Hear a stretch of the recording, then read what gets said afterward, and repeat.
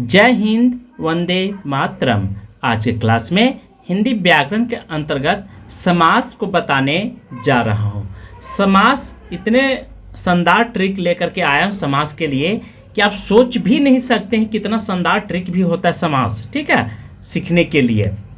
यदि Jharkhand jet, UP TET और विभिन्न प्रतियोगिता परीक्षा की तैयारी कर रहे हैं तो कॉन्सेप्ट को एकदम क्लियर मैं आज कर दूंगा क्लास में, ठीक है। कभी दोबारा नहीं पढ़ने की जरूरत पड़ेगा समास, क्योंकि समास से लगभग 2, 4, 5 प्रश्न हमेशा पूछे जाते हैं। जैसे समास फर्स्ट में कहते किसे हैं, ठीक है, इसे रटने की जरूरत नहीं है। समास जो है 2 या 2 शब्दों से मिलकर बने हुए सार्थक मतलब होता है सही शब्द होना चाहिए, ठीक है, जिसका अर्थ निकलता उसे समास कहते हैं। समास का संक्षेप में यदि आपसे पूछे चलते भूलते कोई तो क्या कहना है? समास का अर्थ भी क्या होता है? संक्षेपीकरण होता है, उसे भी समास कहते हैं। घटने की क्रिया को समास कहते हैं, या संक्षिप्त रूप लिखना भी समास कहलाता है। कम करना समास कहलाता है, ठीक है।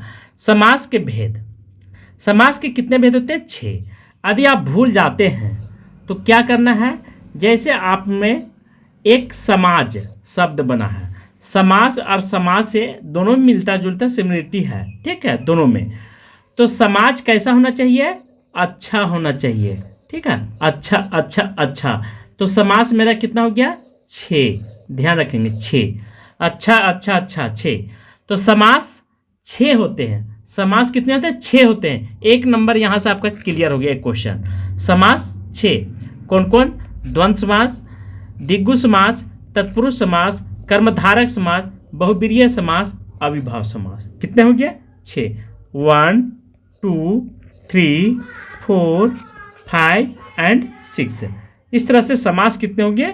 6। अब चलिए इसे विस्तार से चीज़ों को समझेंगे। प्राचीन काल में द्विगु समास कर्मधारक समास और तत्पुरुष समास में जोड़ दिया गया था, ठीक है। तत्पुरुष समास से 2 समास निकला था, द्विगु समास और कर्मधारक समास। बेसिक चीज़ आपको थोड़ा ध्यान रखना है। इसमें बहुत सारे बुक में आपको प्रधान खंड मिलता होगा कहीं कहीं पे, और कहीं गौण खंड लिखा होगा डिफिनेशन में, ठीक है। और एक होता है पूर्व पद। पूर्व पद मतलब होता है पहले का पद, ठीक है। उत्तर पद मतलब होता है बाद का पद। उत्तर पद मतलब होता है बाद का पद, ठीक है। पूर्व मतलब पहले का पद और उत्तर मतलब होता है बाद का पद। ट्रिक यदि आपसे पूछेगा तो ध्यान रखेंगे। प्रमुख समास क्या कहता है? जैसे अविभाव समास। अविभाव समास में पूर्व पद प्रधान होता है, ठीक है। अविभाव समास में पूर्व पद प्रधान होता है। तत्पुरुष समास में उत्तर पद प्रधान होता है, और कर्मधारक में उत्तर पद, ठीक है, द्विगु में उत्तर पद। तो ये कॉन्सेप्ट को आप थोड़ा ध्यान रखेंगे। इससे तीनों समास निकला है, इसलिए तीनों का DNA सेम है। उत्तर पद उत्तर पद उत्तर पद, ये तीनों में उत्तर पद प्रधान होता है। और पूर्व मतलब होता है पहले का पद, ठीक है, और उत्तर मतलब बाद का पद। यहाँ हम लिख दिए, देखिए यहाँ पे कॉन्सेप्ट में, ठीक है। पूर्व मतलब पहले का पद और उत्तर मतलब बाद का पद, ठीक है। तो जैसे और एक होता है द्वंद्व समास में दोनों पद प्रधान होता है, बहुब्रीहि में दोनों पद अप्रधान, ठीक है। इसमें कोई बड़ा छोटा नहीं होता, इसमें एक दोनों पद प्रधान होते हैं, दोनों अपने अपने जगह पर सही होते हैं। इसमें कोई बड़ा और ना कोई छोटा होता है बहुब्रीहि में, ठीक है, अप्रधान होता है। अब डिफिनेशन की बात करें अविभाज्य समास। जो शब्द लिंग, वचन, कारक अथवा काल के अनुसार परिवर्तन नहीं होते, क्या करें? जो शब्द लिंग, वचन, कारक, काल के अनुसार परिवर्तन नहीं होते उसे अव्यय कहते हैं। या तो दूसरे भाषा में समझिए, जिस समास का पहला पद क्या था? प्रधान होता है, उसे भी अविभाज्य समास कहते हैं। तो ये अव्यय किसे कहते हैं, इसका आपका डिफिनेशन बता दिया हूँ। अब क्या कहते हैं अविभाज्य समास में? जिस समास में पहला पद प्रधान होता है, या जिस समास में पहला पद उपसर्ग लगा रहेगा, ठीक है, पहले है उपसर्ग, जैसे अथा, प्रीति, ठीक है, तो वह अविभाज्य समास होगा। क्या होगा? अविभाज्य समास। यदि आपको ट्रिक समझना है तो ट्रिक में क्या करना है कि क्रिया लगा करके आपको देखना है, ठीक है। जैसे अथा शक्ति, प्रतिदिन, ठीक है, अनुरूप, अनुजोड़ रूप, देखिए यहाँ पे उपसर्ग लगा हुआ है, ये भी उपसर्ग है मेरा दोस्तों, ठीक है, ये भी उपसर्ग है।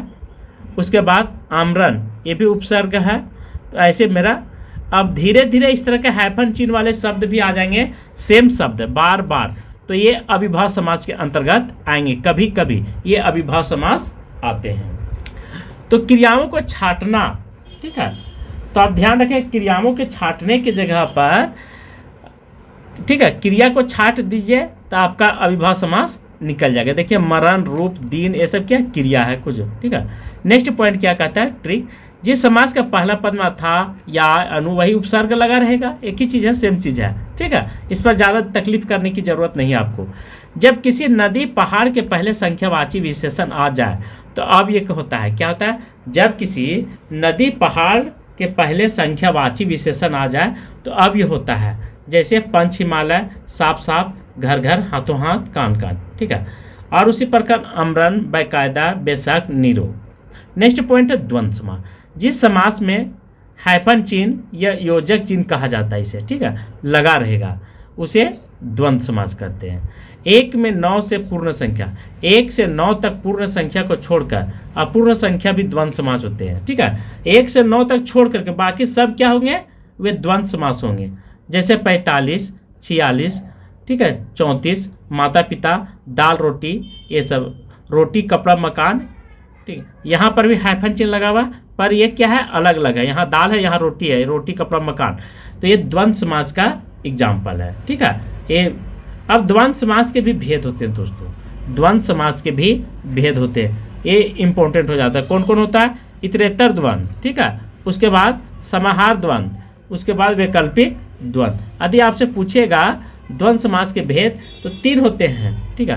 पहला इतरेतर द्वंद्व, दूसरा समाहार द्वंद्व, थर्ड है वैकल्पिक द्वंद्व। इतरेतर द्वंद्व किसे कहते हैं, यहाँ पे और तथा लगा रहेगा, और तथा लगा रहेगा, अन जल, इसे तोड़ेंगे तो क्या मुझे मिलेगा, अन और जल, अन और जल।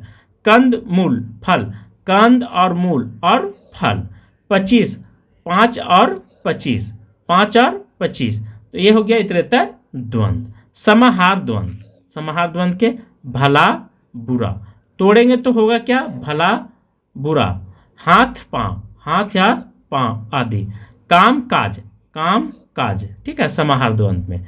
तो तोड़ेंगे तो क्या मिलेगा, इसमें तोड़ लगा हुआ रहेगा, ठीक है, पांव, हाथ पांव आदि, ये सब चीज़। तो थोड़ा सा देख लीजिएगा, यदि कंपटीशन की तैयारी कर रहे हैं, लॉन्ग में पढ़ना चाह रहे हैं, यदि 9, 10 में, 6, 7 में, तो आपको ऐसे ही काम चल जाएगा। वैकल्पिक द्वंद्व में घट बढ़, तोड़ेंगे तो क्या मिलेगा, घट या बढ़, थोड़ा सा घट भी सकता है या बढ़ भी सकता है। 5 या 500, 500 1000 तक, ठीक है। यस अपयस, यस या अपयस, इस तरह से वैकल्पिक द्वंद्व। द्विगु समास क्या कहता है, जिस पद में संख्यावाची, द्विगु समास क्या होता है, जिस पद में संख्यावाची, ठीक है, 1, 2, 3, 4, 5 आदि का पता चले उसे द्विगु समास कहते हैं। चौमासा, अष्टाध्यायी, त्रिवेणी, पंचवटी, ये द्विगु समास का एग्जाम्पल है, ठीक है। द्वंद्व समास, द्विगु समास आसान है। बहुवीर्य समास में कोई पद बड़ा नहीं होता है, ठीक है, ये ध्यान रखेंगे। अप्रधान जिसको लिखा गया है, तो कर्मधारक समास, जिस समास में एक पद दूसरे पद का विशेषता बताता है, वे कर्मधारक समास कहते हैं। विग्रह करने पर जो शब्द का प्रयोग मतलब किया जाएगा, जो रूपी शब्द इत्यादि का, जैसे नील आकाश, नीला है जो आकाश, नील गाय, नीला है जो गाय, महात्मा, महान है जो आत्मा, ठीक है। चरण कमल, चरण रूपी कमल, तो जो रूपी इत्यादि शब्द मिलेगा, ठीक है। बहुवीर्य समास, जिस समास में न तो प्रथम पद प्रधान होता है न दूसरा पद प्रधान होता है, उसे बहुवीर्य समास कहते हैं। विग्रह करने पर जिसका, जिसकी, जिसके, वह आदि शब्दों का प्रयोग किया जाता है। जैसे त्रिनेत्र, 3 नेत्र है जिसका, गिरधर, गिरि का धारण करने वाला, दशानन, 10 है आनंद जिसके, दिगंबर, दिख है अंबर, अंबर है जिसका। तो ये मेरा क्या हो गया, कर्म बहुवीर्य समास का एग्जाम्पल, ठीक है। अतत्पुरुष में दोनों पद किसी न किसी कारक चिन्ह से जुड़ा रहेगा तत्पुरुष में। जैसे गगन चुबी, गगन को चुमने वाला, राजपुत्र, राजा का पुत्र, राज, ठीक है, तत्पुरुष में। राजधानी, राजा की रानी, रोगग्रस्त, रोग का ग्रस्त है। इसके बाद तत्पुरुष समास के भेद होते हैं। नयन तत्पुरुष, जिस शब्द में न के अर्थ में या यन का प्रयोग होगा वहाँ पे नयन तत्पुरुष होगा। जैसे अनदेखा, न देखा, अनसुना, न सुना, अनहित, न सुना। ठीक है, ये हो गया तत्पुरुष समास के भेद। यदि आपसे पूछेगा तत्पुरुष समास के भेद प्यारे साथियों, तो ध्यान रखेंगे, बहुत इंपॉर्टेंट है ऐसे चीज़ों को, क्योंकि तत्पुरुष समास के भी भेद हो गया, उधर तो हमने बता दिया था। ठीक है, द्वंद्व समास के भी भेद हो गया। तो तत्पुरुष समास के कितने भेद हो गया? कर्म तत्पुरुष, करण तत्पुरुष, संप्रदान तत्पुरुष। ठीक है, कर्म तत्पुरुष चिड़िया को मारने वाला, यहाँ को लग गया इसलिए से कर्म तत्पुरुष। मनोहर, मन को हरने वाला। ठीक है, मन को हरने वाला। तो ऐसे विकल्पों का आपको ध्यान रखना। करण तत्पुरुष में क्या होगा? मन से। करण, कर्ता ने कर्म को करण से। यदि नहीं जानते थोड़ा सा यहाँ पे देख लीजिए। ठीक है, हमने बता दिया हूँ। देखिए इसका कारक का, कर्ता ने कर्म शून्य विभक्ति करण से द्वारा होता है, अर्थात साधन या माध्यम के संप्रदान को के लिए अपदान से अलग होने के बाद करता है। संबंध होता है, फिर अधिकरण होता है, फिर संबोधन होता है। तो इसको सीरियल से याद रखिएगा। ठीक है, रट लीजिएगा। कैसे? क वाला तीनों एक साथ आएगा। क तीन हो गया यहाँ से। अब यहाँ से रटना 4 से। 4 में संप्रदान हो जाता है और 5 में अपादान। उसके बाद 6 में संबंध, अधिकरण और संबोधन होता है। तो इस तरह से मेरा 8 क्लियर हो जाता है। अब बात करेंगे यहाँ पे कर्म तत्पुरुष हो गया। करण तत्पुरुष में से संप्रदान तत्पुरुष, रसोई के लिए। ठीक है, रसोई के लिए। मार्ग के लिए व्यय। अपादान तत्पुरुष, कमचोर, काम से जो जी चुराता है। कामागत, कम से आगत। ठीक है, क्रम से आगत। ये संप्रदान तत्पुरुष का मेरा क्लियर हो जाता है। संबंध, गंगा जल मतलब गंगा का जल। दीननाथ, दिन के नाथ। नेक्स्ट अधिकरण, नगरवास, नगर में वास करने वाला को नगरवास कहते हैं। आत्मविश्वास, आत्मा पर विश्वास करने वालों को आत्मविश्वास कहा जाता है। ठीक है, जो अपने आप पर भी विश्वास करते हैं। सबसे इम्पोर्टेंट है, आपको मैं बता देता हूँ कि नंबर कहाँ से आते हैं, कैसे क्वेश्चन आते हैं, तो इसे समझिए चीज़ों को फर्स्ट में, क्योंकि यदि आप कॉन्सेप्ट को क्लियर कर लेते हैं तो ज़्यादा अच्छा होगा। कभी कभी एग्जाम हॉल में यहाँ से क्वेश्चन पूछ देता है। क्या पूछता है प्यारे साथियों? किस तत्पुरुष में दोनों पद प्रधान होता है? तो वह हो जाएगा मेरा द्वंद्व समास में। इम्पोर्टेंट है। किस तत्पुरुष में दोनों पद अप्रधान होता है? तो बहुवीर्य में। ठीक है, अब बात करें कर्मधारक में, तो तत्पुरुष समास से सबसे इम्पोर्टेंट यहाँ पर है, ये चीज़ आपको ध्यान रखना है कि तत्पुरुष समास से कर्मधारक निकला है और द्वंद्व निकला है। तो जब एक बाप से 2 बेटा पैदा होगा, ठीक है, या 2 बच्चे पैदा होंगे, तो दोनों में खून का रिलेशन जो होगा सेम होगा। ठीक है, खून का रिलेशन सेम होगा, डीएनए सेम होगा। इसलिए देखिए उत्तरपद तीनों में सेम है। तो तत्पुरुष समास जहाँ भी आ जाएगा तो कॉन्सेप्ट को ध्यान रखेंगे, कर्मधारक और दिगो में तीनों में उत्तरपद प्रधान होता है। केवल अविभाव में एक पूर्व पद प्रधान होता है। इसका पहला पद जो होता है, ठीक है, समझ में आ रहा है, पूर्व पद प्रधान होता है, और जो उत्तर पद होता है, हाँ, पूर्व पद प्रधान होता है, और बहुवीर्य में, ठीक है, बहुवीर्य में अप्रधान इसमें। अब यहाँ पे देखिए अविभाव में जिसमें उपसर्ग लगा रहेगा पहला पद, एक ध्यान रखेंगे। तो अविभाव मतलब होता है कि जिसमें उपसर्ग लिंग वचन कारक के अनुसार क्या होता है, पद जो है वह बदलता नहीं है। तो अविभाव का यही अर्थ होता है, जिसमें प्रीति, ठीक है, रीति, अनु अर्थात उपसर्ग लगा रहेगा। यदि नहीं जानते थोड़ा सा क्रिया लगा लेंगे। तो इम्पोर्टेंट फंसने वाला चीज़ कहाँ पे आपको है, थोड़ा सा आप फंस सकते हैं बहुवीर्य में और एक कर्मधारक में फंस सकते हैं। ठीक है, तत्पुरुष में फंसने वाला चीज़ नहीं है। तत्पुरुष क्या कहता है, थोड़ा सा इसे और डिटेल से समझ लीजिए। तत्पुरुष कहता है, ठीक है, तत्पुरुष समास की ओर चलते हैं। जैसे तत्पुरुष समास की सबसे अच्छा डिफिनेशन क्या है कि दोनों पद किसी न किसी कारक चिन्हों से जुड़ा रहेगा।